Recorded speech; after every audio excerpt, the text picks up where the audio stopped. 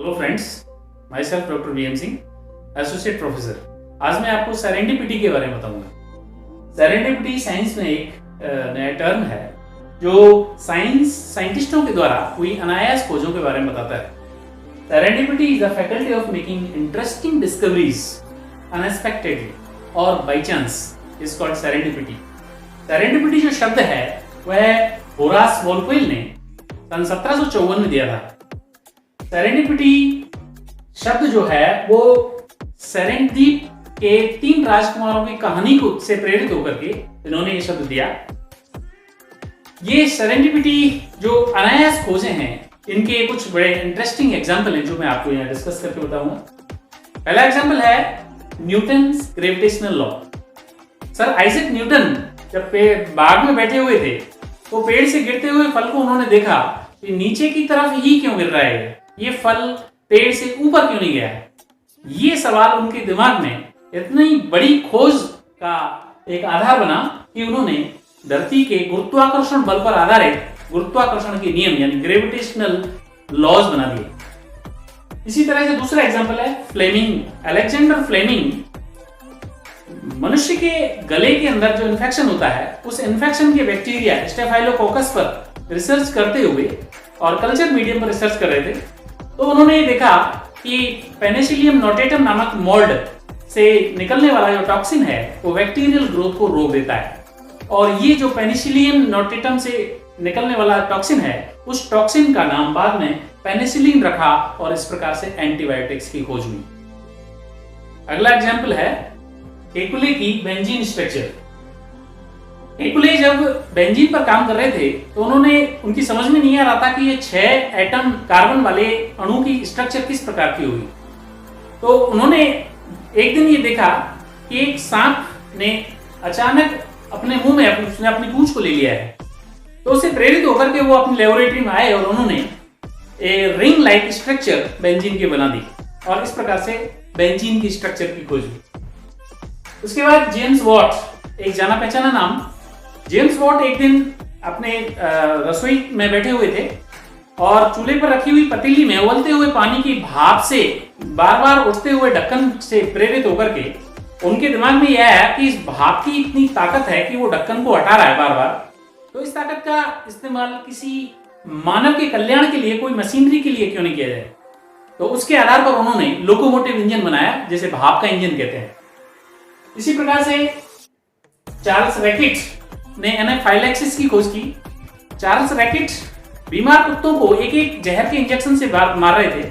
उन्होंने देखा कि एक कुत्ता एक इंजेक्शन से नहीं मरा, उसको दूसरा इंजेक्शन, जहर का इंजेक्शन दिया, उसके बाद भी वो अधमरा ही रहा, पूरी तरह से नहीं मरा। तो उनके दिमाग में ये चीज आई कि ये जो जहर है वह हर एक प्राणी के लिए अलग अलग क्यों है। तो उसके आधार पर उन्होंने ये निष्कर्ष निकाला कि ये लीदर एलर्जी रिएक्शन होती है जो हर प्राणी में अलग अलग पाई जाती है। इस प्रकार से एनाफाइलैक्सिस की खोज हुई। उसके बाद आर्किमिडीज का प्रिंसिपल। आर्किमिडीज ने उत्प्लावकता का नियम दिया था। ऐसा माना जाता है कि वहां के राजा ने इस प्रकार का एक घोषणा करवा दी कि उनके पास में जो ज्वेलरी है उस ज्वेलरी की शुद्धता को जो व्यक्ति नाप के बता देगा उसको मुंह मंगा इनाम दिया जाएगा। आर्किमिडीज एक दिन अपने बाथ टब में नहा रहे थे, तो वो बाथ टब में जैसे ही घुसे वैसे ही उतनी ही मात्रा का पानी बाहर आ गया। उस पानी को तोल करके देखा तो उनके वजन के बराबर था।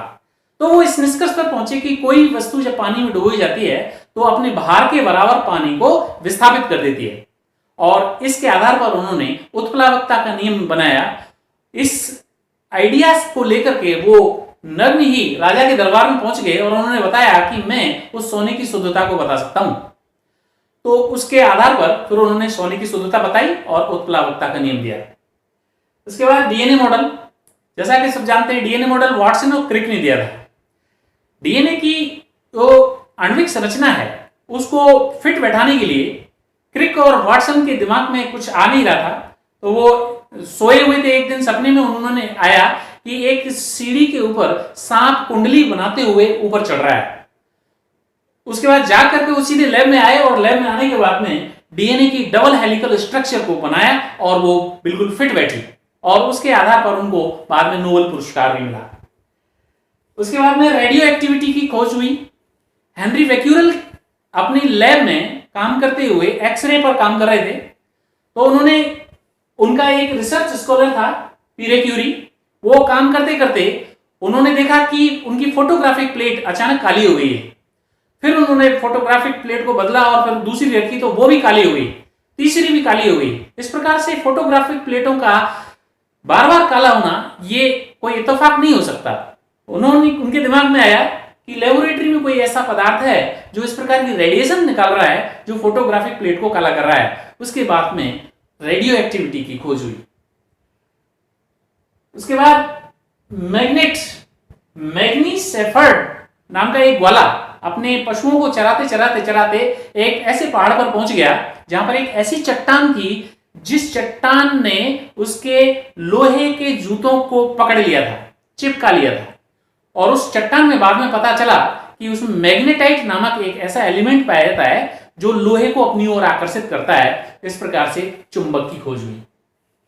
तो फ्रेंड्स, जैसा कि हमने इन डिस्कवरी से देखा कि ये अनायास हुई ऐसी डिस्कवरीज हैं जिनसे एक आदमी को, एक सामान्य व्यक्ति को इतने बड़े ऊंचे साइंटिस्ट के पद पर पहुंचा दिया। ये सारा जो श्रेय है वो जाता है साइंटिफिक दृष्टिकोण को। साइंटिफिक एटीट्यूड होना जरूरी है। साइंटिफिक एटीट्यूड किसी लेबोरेटरी या वैज्ञानिक तक सीमित नहीं रहता, वह कॉमन मैन के अंदर भी पाया जाता है। साइंटिफिक एटीट्यूड से रोजाना की दिनचर्या की प्रॉब्लम्स भी सॉल्व की जा सकती हैं। इसलिए सभी व्यक्तियों को साइंटिफिक एटीट्यूड रखना चाहिए। Thank you.